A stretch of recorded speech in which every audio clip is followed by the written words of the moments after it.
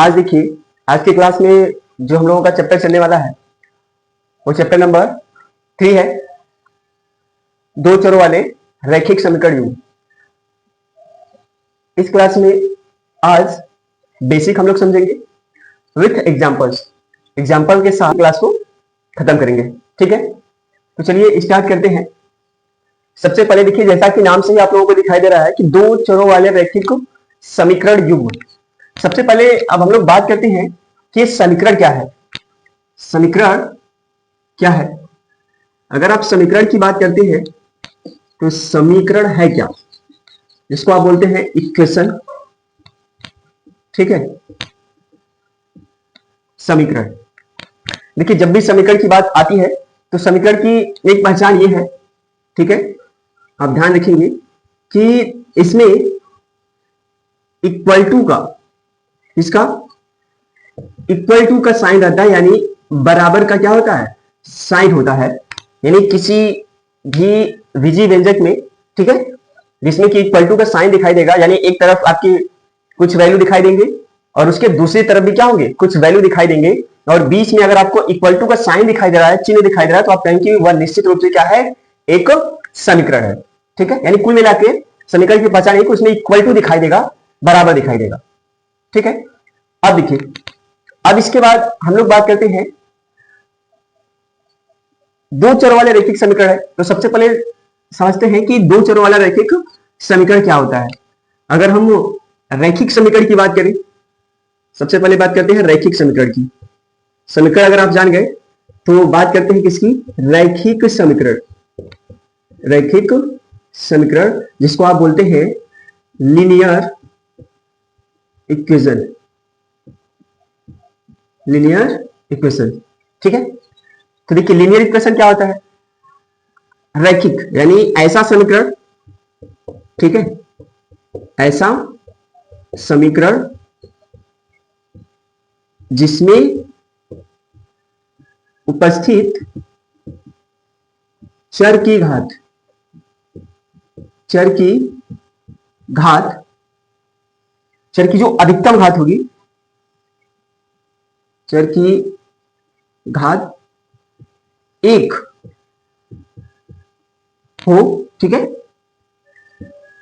क्या कहलाएगा, रैखिक समीकरण कहलाएगा।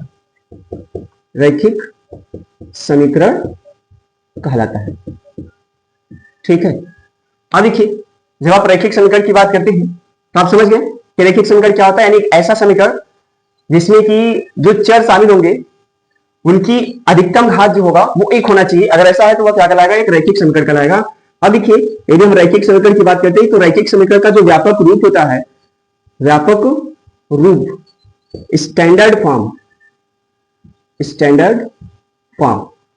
अब व्यापक रूप क्या होता है, यानी किस रूप में दिखाना होता है, उसे कहते हैं व्यापक रूप। रैखिक समीकरण को जिस फॉर्म में, जिस रूप में दिखाते हैं वह रूप क्या कहलाता है, व्यापक रूप।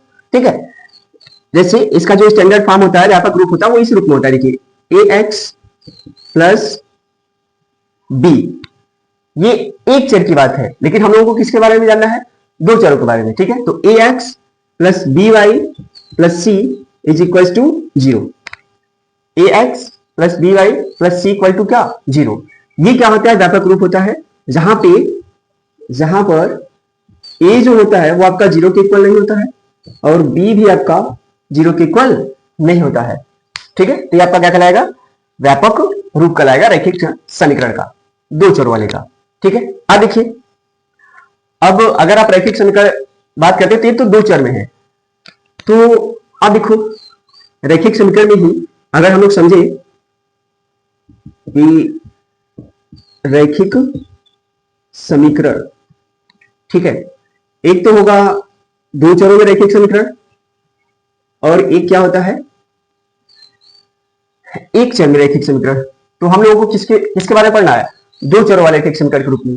ठीक है, तो रैखिक समीकरण अगर मान लीजिए दो चर में है तब तो इस फॉर्म में रहेगा, इस फॉर्म में एग्जांपल्स अगर जैसे आप इसकी बात करते हैं तो जैसे हमने कर दिया 2x plus 3y is equal to 6।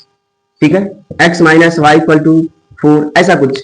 ये सभी क्या है आपके एक दो चरों वाले रैखिक समीकरण है कि रैखिक समीकरण युग्म की बात करते हैं।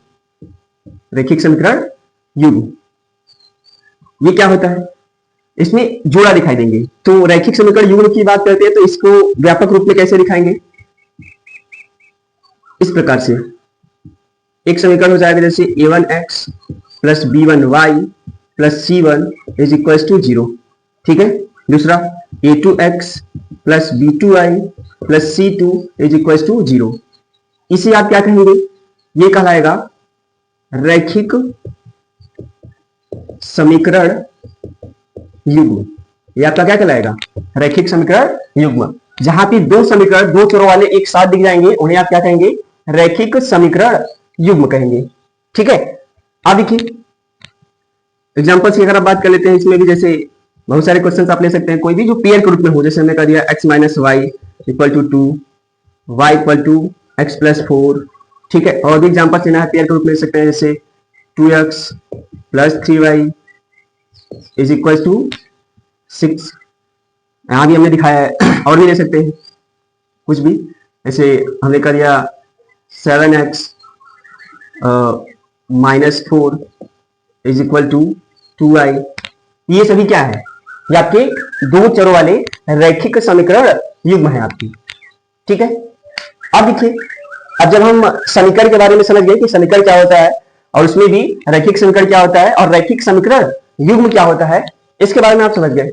यहां पे आपको क्या देखना है, यहां पे हम लोग सीखेंगे कि रैखिक समीकरण आपको दिया गया है तो उसको आप हल कैसे करते हैं, रैखिक समीकरण को हल कैसे किया जाता है। ठीक है, आप इसके साथ ले लीजिए, बल्कि जिससे हम आगे की टॉपिक बता पाए कि किस प्रकार से आप इस समीकरण को हल करने वाले हैं। ठीक है, आशा करते हैं आप इसको समझे होंगे, इसमें ज्यादा कुछ है नहीं, बस आपको समझना है। जानकारी हमने दे दिया कि रैखिक समीकरण क्या होता है, ठीक है, और रैखिक समीकरण युग्म क्या होता है और रैखिक समीकरण की पहचान क्या है। ठीक है, तो वो आपके सामने है, हमने बता दिया। ठीक है, अब देखिए आगे चलते हैं। अब इसमें देखिए, अब हम लोग देखेंगे कि रैखिक समीकरण को आप हल कैसे करते हो। तो यहां पे लिख रहे हैं कि समीकरण को हल करने की विधि या विधियां। ठीक है, रैखिक समीकरण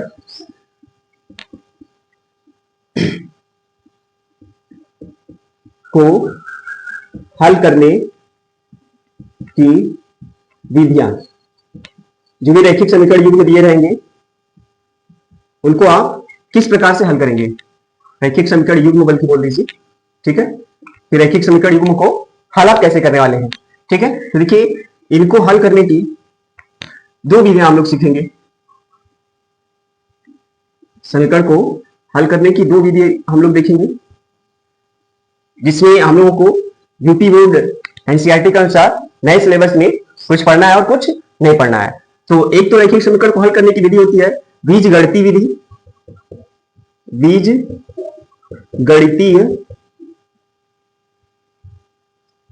विधि। ठीक है, इसको बोलते हैं अलजेब्रिक या अलजेब्राइक मेथड। ठीक है, दूसरा हम लोग सीखेंगे कौन सी विधि, ग्राफी विधि।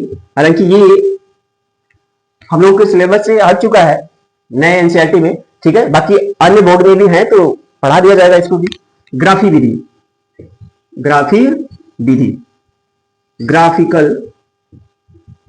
Graphical method. ठीक है, ग्राफी विधि। अब देखिए बीजगणितीय में भी हम लोग तीन विधि जानते हैं। ठीक है, पहला जो रहेगा वो आपका क्या होता है, प्रतिस्थापन विधि। ठीक है, प्रतिस्थापन विधि को इंग्लिश में बोलते हैं सब्स्टिट्यूशन मेथड। ठीक है, और सेकेंड जो आपका होता है वो होता है विलोपन विधि, एलिमिनेशन मेथड।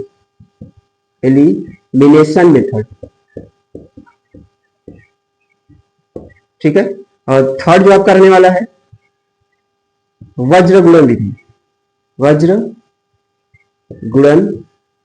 विधि। ये इसको बोलते हैं cross multiplication method. Cross multiplication method, ये तीन विधियां हम लोगों की किसके अंतर्गत आती हैं? बीजगणितीय विधि के अंदर, जिसमें भी एनसीईआरटी नए सिलेबस के अनुसार ये टॉपिक क्या हुआ आपका कैंसिल हो चुका है, यानी ये और ये दोनों आपको पढ़ने हैं। नए सिलेबस में तो आपका ये भी कैंसिल हो चुका है, लेकिन हम लोग उसको पढ़ेंगे, ठीक है। बीजगणितीय विधि में ये दो विधियां हैं, ठीक है। अन्य बोर्ड में ये भी पढ़ना है और आपका ये भी पढ़ना है, जैसे बिहार वगैरह बोर्ड में है तो सब कुछ पढ़ना है, ठीक है। यूपी बोर्ड में हम लोगों का ये दो टॉपिक बीजगणितीय विधि में बस करने वाले हैं, ठीक है। आप देखिए, चलिए आप बल्कि इसको नोट करना है तो नोट कर लीजिए या डायरेक्ट इसका स्क्रीनशॉट ले लीजिए। अब चलते हैं इसके अगले टॉपिक पे कि और जब हम क्वेश्चंस को और किस प्रकार से हल करते हैं ग्राफिक विधि के अलावा, ठीक है। ग्राफिक विधि के अलावा और कैसे क्वेश्चंस को हल कर सकते हैं, तो एक आता है अनुपात की तुलना करके, अनुपातों की तुलना करके समीकरण का आप हल बता सकते हैं क्या होने वाला है, ठीक है। तो चलिए मान लीजिए अगर हम ग्राफ से क्वेश्चंस को हल करते हैं, ठीक है, ग्राफिक विधि से हल करते हैं और उसके बाद उसी में एक और तरीके से भी हल कर सकते हैं कि ग्राफ जो बन रहा है उसके अनुसार अनुपात की कंपेयरिंग करके, अनुपातों की तुलना करके भी क्वेश्चंस को हल कर सकते हैं दो चर वाले रैखिक समीकरण युग्मों को। जैसे हमने कह दिया पहली कोई भी हमने क्या किया, लाइन लिया, कोई भी लाइन आपने लिया, जैसे हमने कह दिया कि मान लीजिए कि कोई भी दो रेखाएं हैं, ठीक है। पहला पॉइंट,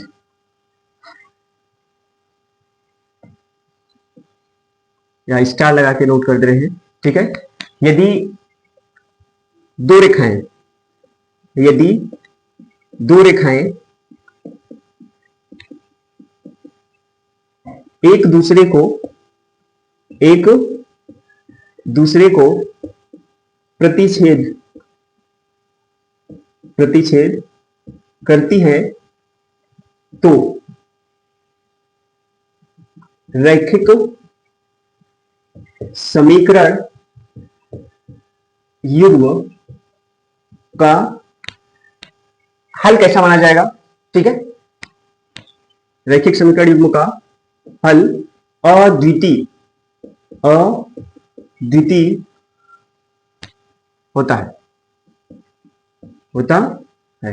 यानी कोई भी अगर आप समीकरण को हल करते हैं ग्राफिक विधि से, ठीक है, और दोनों रेखाएं एक दूसरे क्या करेंगे, अगर प्रतिच्छेद करेंगे तो उस रैखिक समीकरण युग्म का जो हल माना जाता है वो क्या होता है, अद्वितीय हल, यानी फिक्स है कि एक मिलेगा।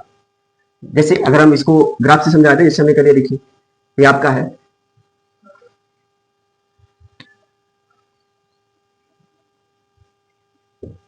ये आपका x है, x डैश हो गया, y और y डैश हो गया। अगर मान लीजिए आपने रैखिक समीकरण युग्म, दो रैखिक समीकरण युग्म लिए और उसको हल किया और उनका ग्राफ खींचे तो क्या हुआ, उनका जो ग्राफ है एक दूसरे को प्रतिच्छेद कर रहा है। एक दूसरे को प्रतिच्छेद करने का मतलब कि उनका ग्राफ मान लीजिए ऐसे बन गया, मैं ग्राफ खींचा और उनका ग्राफ क्या हुआ, किसी एक बिंदु पर क्या किया, प्रतिच्छेद कर दिया। यहां पे वो क्या कर रहा है, प्रतिच्छेद कर दिया।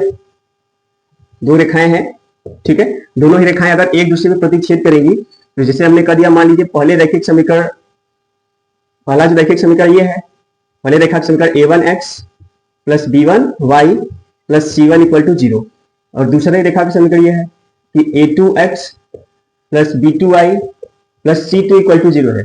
दो रेखाएं हैं, अगर एक दूसरे को प्रतिच्छेद करती हैं तो उनका जो हल होता है वो क्या कहलाता है, वो आपका कहलाएगा अद्वितीय हल। उस रैखिक समीकरण युग्म का हल कैसा माना जाता है, अद्वितीय, ठीक है। और अगर हल प्राप्त हो रहा है तो उसके लिए भी कंडीशन है, अभी फिलहाल हम ग्राफ से बता दिए, अगर दो रेखाएं हैं रैखिक समीकरण युग्म के, ठीक है, और दोनों रेखाएं अगर एक दूसरे को प्रतिच्छेद करती है तो उनका जो हल होता है वो आपका क्या होता है, अद्वितीय हल होता है, ठीक है। अगले पॉइंट की अगर इसमें आप बात करते हैं, अच्छा इसी में देखो अनुपातों की तुलना करके भी बता देते हैं इसके साथ ही, ठीक है। अगर मान लीजिए अनुपातों की आप तुलना यहीं पे कर दें, अनुपात की तुलना कैसे करते हैं, देखिए आप क्या करते हैं, जैसे a1 का a2 से, जो x का गुणांक है समीकरण एक इस वाले में और इसमें, आप क्या करेंगे, अगर देखिए यदि यहां पे अनुपातों की तुलना भी करते हैं, यदि a1 बाई a2 आप निकाल दें अनुपात, और b1 का b2 से अनुपात निकाल लें, और c1 का C2 से अनुपात निकालें। दोनों रैखिक समीकरण के x के गुणांक, y के गुणांक और अचर पद के गुणांक के अनुपात ले लिए और तुलना कर दिए। तब तुलना कैसे करेंगे? जैसे a1 by a2 आप निकालेंगे, b1 by b2 निकालेंगे, c1 by c2 निकालेंगे। यदि यहां पर a1 by a2 वो आपका इक्वल ना आए b1 by b2 के, अगर a1 by a2 वो बराबर ना आए किसके? b1 by b2 के, तो c1 by c2 वो आपकी तुलना करने की जरूरत ही नहीं है। ठीक है, अगर a1 by a2 बराबर ना हो किसके? b1 by b2 के, अगर ऐसा आप तुलना कर लेते हैं तो आप कह सकते हैं कि इस रैखिक समीकरण युग्म का जो हल होगा वो कैसा हल होगा? अद्वितीय हल, बिना ग्राफ से। ठीक है, अद्वितीय हल। और अगर रैखिक समीकरण युग्म का हल प्राप्त हुआ है तो इसके लिए रैखिक समीकरण युग्म का जो हल होता है वो क्या माना जाता है? संगत। क्या माना जाता है? संगत। ठीक है, जिस भी रैखिक समीकरण युग्म का हल मिलेगा उसको क्या कहते हैं? संगत हल। ठीक है, यानी उस रैखिक समीकरण का हल क्या कहलाएगा? संगत भी कहलाएगा। अब देखिए दूसरे पॉइंट पे आते हैं। यहां पे अनुपात की तुलना की है। ठीक, अनुपातों की तुलना से। ठीक, अब देखिए दूसरा, यदि दो रेखा ही दिया है इसी प्रकार का और उनको जब आप हल करते हैं और उनका ग्राफ बनाते हैं तो ग्राफ अगर कुछ अलग टाइप से बने हैं, हम नोट करते हुए चल रहे हैं कि यदि मान लीजिए यदि दो रेखाएं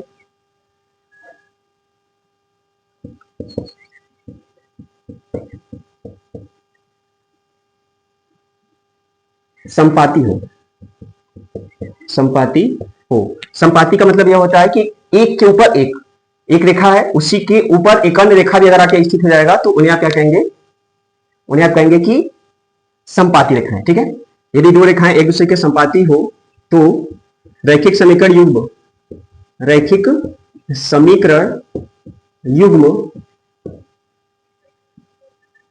का अपरिमित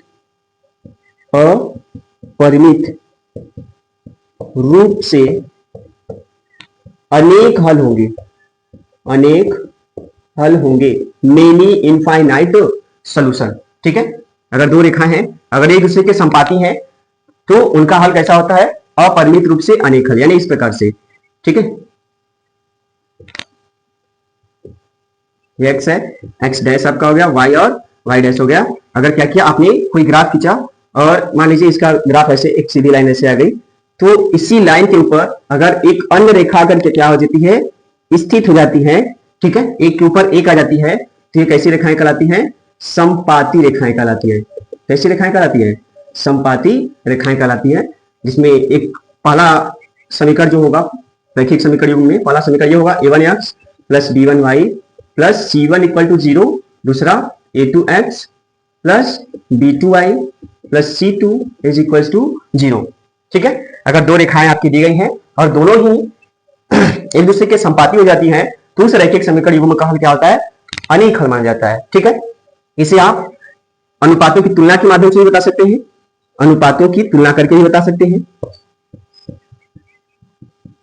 अनुपातों की तुलना से, अगर आप अनुपातों की तुलना से बताते हैं तो कैसे बताएंगे? कि आप क्या करेंगे? उन दोनों रैखिक समीकरण युग्म के जो x के गुणांक है और जो y के गुणांक है और जो अचर पद है उनके अनुपात निकालेंगे, यानी a1 का a2 से तो a1 by a2 और b1 का b2 से तो b1 by b2 और अचर पद c1 और c1 का c2 से। ठीक है, तो इसमें क्या होगा? यदि आपका a1 by a2, b1 by b2 और c1 by c2 जब ये आप फाइंड कर लेंगे यानी अनुपात निकालेंगे तो आप देखेंगे कि यदि इनके जो रेशियो है, इनका जो अनुपात है बराबर आ जाए, इनका जो अनुपात है क्या आ जाए? अगर बराबर आ जाए, ठीक है, डायरेक्ट हम बराबर कर रहे हैं कि a1 by a2 बराबर हो जाए b1 by b2 और यह बराबर किसके हो जाए? आपका c1 by c2 के। यदि ऐसा हो जाता है, आप a1 का a2 से और b1 का b2 से c1 का c2 से अनुपात निकालते हैं और उनके अनुपात क्या होते हैं? इक्वल्स हो जाते हैं सभी एक दूसरे के, तो ऐसे रैखिक समीकरण युग्म का आप कहते हैं कैसा हल माना जाता है? ठीक है, अनेक हल। अपरिमित रूप से कैसे हल होते हैं? अनेक हल होते हैं। अब यहां भी देखिए हल आपको मिला है तो इस समीकरण के हल के लिए जो एक अन्य हल माना जाएगा उसको भी आप क्या कहते हैं, संगत। ठीक है, जिस भी रैखिक समीकरण युग्म का हल प्राप्त होता है उन्हें क्या कहते हैं, संगत हल। ठीक है, यानी संगत भी उसका हल होगा। दूसरा, इसके बाद तीसरे वाले पे आते हैं। तीसरा कंडीशन क्या है, तीसरी कंडीशन में यदि आप बात करते हैं तो इसमें क्या होता है कि मान लीजिए दो रेखाएं हैं। ठीक है, दोनों रेखाओं का जो आपका ग्राफ बनेगा कुछ अलग टाइप से बने। अलग टाइप से मतलब यहां पहले हम नोट कर रहे हैं, उसके बाद यहां बता देते हैं आप लोगों को। जैसे मान लीजिए दो रेखाएं, यदि दो रेखाएं एक दूसरे के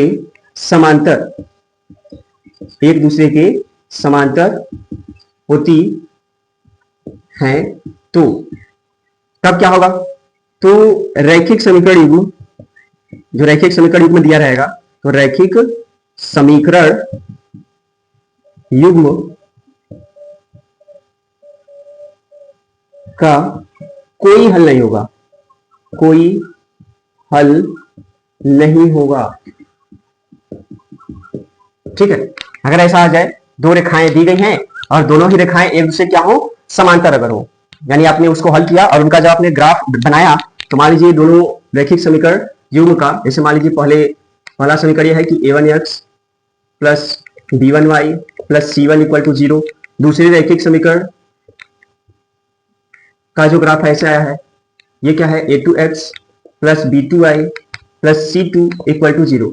इन दोनों रैखिक समीकरण युग्म का जो आपने ग्राफ खींचा तो क्या आया, एक दूसरे के पैरेलल आ रहे हैं, एक दूसरे क्या आ रहे हैं, समांतर आ रहे हैं। जहां भी रैखिक समीकरण युग्म के ग्राफ अगर एक दूसरे के समांतर होंगे तो आप कह सकते हैं कि उनका जो हल होगा कोई हल नहीं होगा, नो सॉल्यूशन। कोई हल नहीं क्यों होगा, क्योंकि ये दोनों रेखाएं कहीं भी मिलेंगे ही नहीं। जब मिलेंगे ही नहीं, ठीक है, तो उनका हल भी प्राप्त नहीं होगा। ठीक है, अब इनको अनुपातों की तुलना से बता सकते हैं। इसे आप बिना ग्राफ के माध्यम से यानी अनुपातों की तुलना कर दीजिए दोनों समीकरण युग्म का, तो भी आपको पता चल जाएगा अनुपातों की तुलना से। ठीक है, तो वो क्या होता है, अनुपात की तुलना कर दीजिए। जैसे कैसे, हमने a1 का a2 से अनुपात निकाल लिया और b1 का b2 से, इसके बाद c1 का c2 से।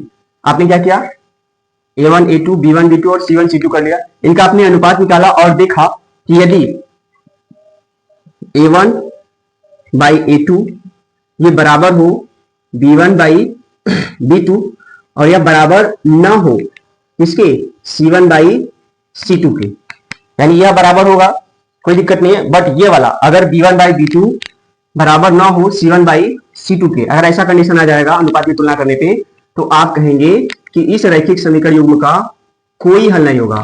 क्या, कोई हल नहीं होगा। ठीक है, कोई हल प्राप्त नहीं होगा। अब जहां पे कोई हल नहीं प्राप्त होता है उनके लिए रैखिक समीकरण युग्म का हल क्या माना जाता है, असंगत, इनकंसिस्टेंट।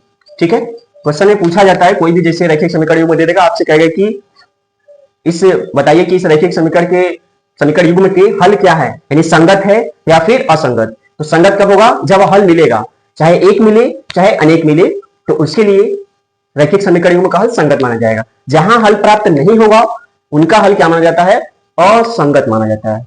ठीक है, आशा करते हैं आप इसको अच्छे से समझे होंगे।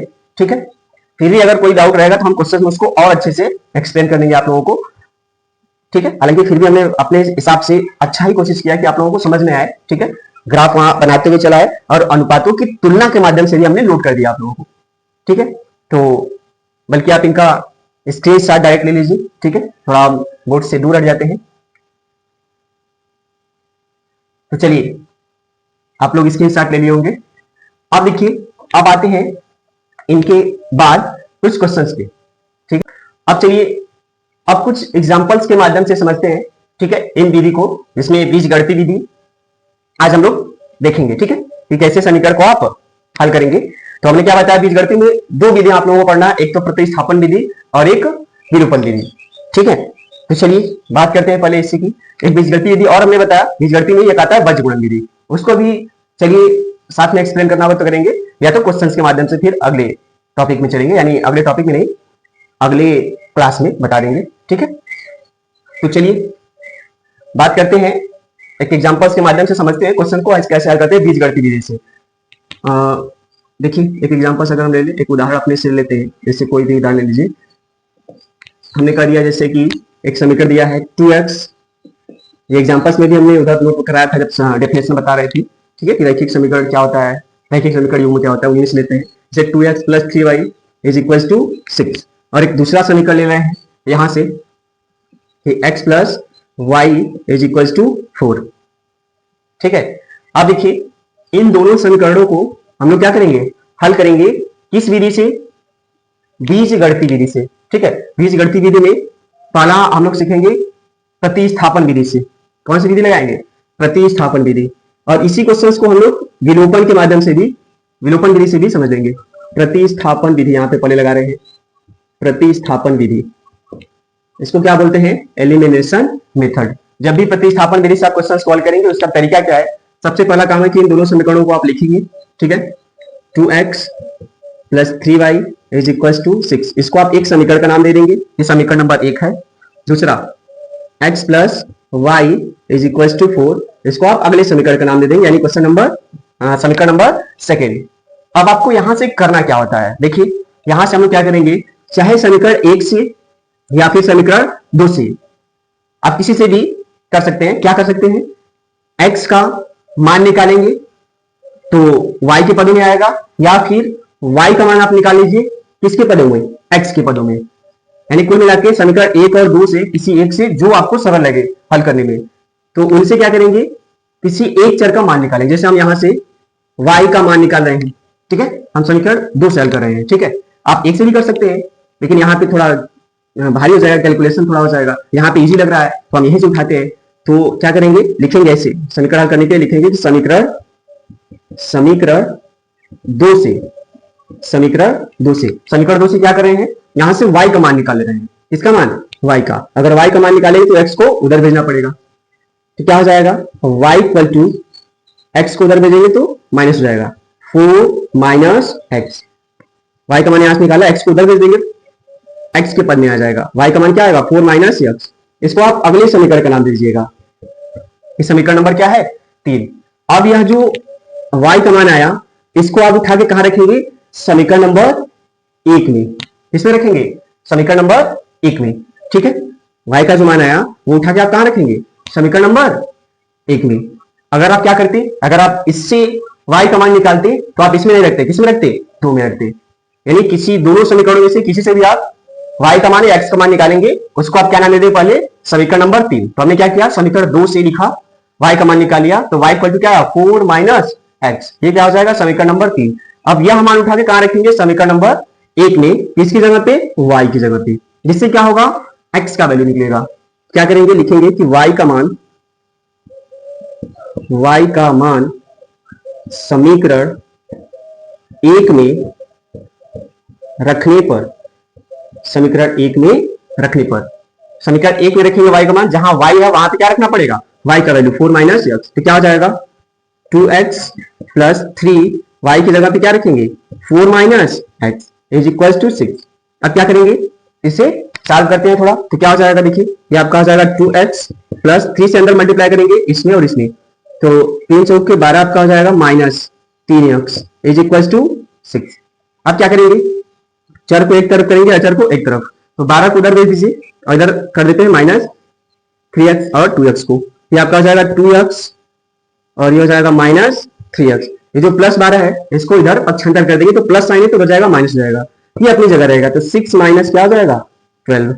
यहाँ पे माइनस करेंगे तो 3x में से 2x माइनस होगा तो क्या आएगा, -x, जो बड़ा नंबर उसका साइन आएगा तो -x हो जाएगा, इक्वल्स टू कितना, 12 में से 6 घटाएंगे तो माइनस क्या आ जाएगा, 6 आ जाएगा। यहां से माइनस कैंसिल हो जाएगा, x इक्वल्स टू क्या आ जाएगा, 6। x का मान आपका कितना आ गया, 6 आ गया। अब यही x का मान आप उठा के कहां रखेंगे, x का मान जो है उठा के समीकरण नंबर 3 में रख देंगे। जब आप देखिए यहां पे रखना ज्यादा इजी लग रहा है, यही x का मान उठा कहां पर रखेंगे, समीकरण नंबर 3 में रख देंगे, तो हम लोगों को क्या पता चलेगा, हम लोगों को ये आसानी से पता चल जाएगा कि y का मान क्या है। तो यहां पे लिख रहे हैं कि x का मान x का मान समीकरण तीन में रखने पर, समीकरण 3 में रखिए तो x की जगह पर रखिए तो y इक्वल टू क्या आएगा 4 माइनस 6, यानी y का वैल्यू यहां से क्या निकल के आ जाएगा -2, माइनस करेंगे 6 में से 4 तो 2 आएगा, लेकिन माइनस के साथ आएगा, तो y का वैल्यू क्या आ गया -2 आ गया। अब देखिए अगर हम ये इसकी जांच कर लेते हैं कि आपका आंसर सही आया है या नहीं, तो जांच करने के लिए ये पे दिखा देते हैं आप लोगों को, ठीक है। कैसे जांच करना है आपको, जो x और y के वैल्यू आए हैं वही आप क्या करेंगे, उठा के इन दोनों समीकरणों में रख देंगे। लेफ्ट हैंड साइड में जहां x और y दिख रहा है वहां पे x और y का मान रख देंगे, और अगर वो आपका राइट हैंड साइड के बराबर आएगा, दाएं पक्ष के बराबर आ जाएगा, तो आपका आंसर क्या हो जाएगा, सही हो जाएगा। तो चेक कर लेते हैं, किसी में रख के, दोनों में रख के चेक कर लेते हैं। चलिए पहले इसमें रखिए तो क्या आएगा, देखिए लेफ्ट हैंड साइड में रख रहे हैं और राइट हैंड साइड के बराबर अगर आना चाहिए तो आ जाएगा 6, तो सही हो जाएगा। तो क्या हो जाएगा 2 गुणे x की जगह पे कितना 6 प्लस 3 गुणे y है, यानी 3 इंटू y का मान कितना रखना है -2, ठीक। अब इसको हल कर लीजिए, हल करेंगे तो क्या आएगा, देखिए ये हो जाएगा 12 और 3 गुना 6 -6, इसको सॉल्व कर देंगे, देखिए कितना आया, 6 आया कि नहीं, ठीक है, यानी ये हो गया। इसी प्रकार इसमें भी रख के आप चेक कर सकते हैं, इसमें भी रखें अगर, जैसे दूसरे समीकरण में x की जगह पे 6, ठीक है, प्लस y की जगह पे -2, तो इसको हल करेंगे तो प्लस का माइनस के साथ मल्टीप्लाई माइनस, तो क्या हो जाएगा 6 माइनस 2 करेंगे तो कितना आ जा रहा है 4 आ जा रहा है, यानी देखिए ये सेटिस्फाई हो गया, ठीक है। तो इस प्रकार क्या करेंगे, आप जांच भी कर सकते हैं अपने आंसर की, ठीक है। अब देखिए, अब इसी में अगले मेथड की बात करते हैं। इसी क्वेश्चन में क्या, इसी क्वेश्चन को अगले मेथड से बताते हैं, यानी विलोपन विधि से। कौन सी विधि से, विलोपन विधि से।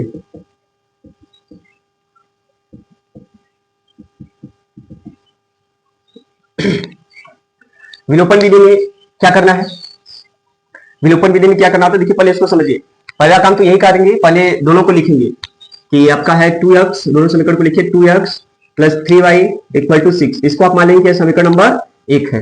दूसरा लिख लेंगे x plus y is equal to 4, इसको क्या नाम देंगे कि समीकरण नंबर 2 है। अब देखिए जब हम बात करते हैं समीकरण को हल करने के लिए कि विलोपन विधि से आप कैसे हल करते हैं, तो क्या करना होता है, किस बात का ध्यान रखना होता है। जैसा कि नाम से लग रहा है विलोपन, यानी विलुप्त करना, गायब करना, ठीक है, एलिमिनेट करना।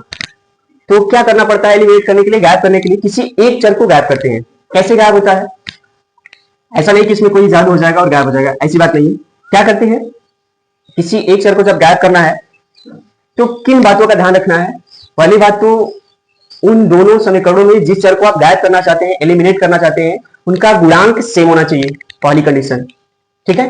हल करने के लिए क्या कंडीशन है, गुणांक सेम हो, गुणांक सेम होना चाहिए और विपरीत चिन्ह होना चाहिए, विपरीत चिन्ह होना चाहिए, ठीक है।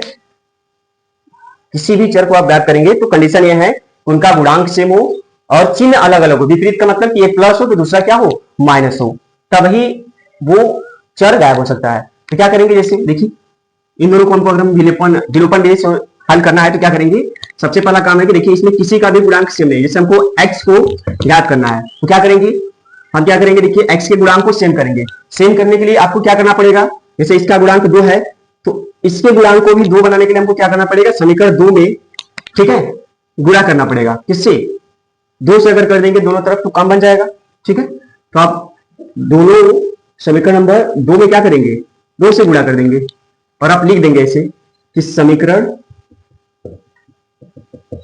2 में 2 से गुणा करने पर, गुणा करने पर, तो गुणा कर दीजिए, दोनों पक्ष में होता है, ठीक है।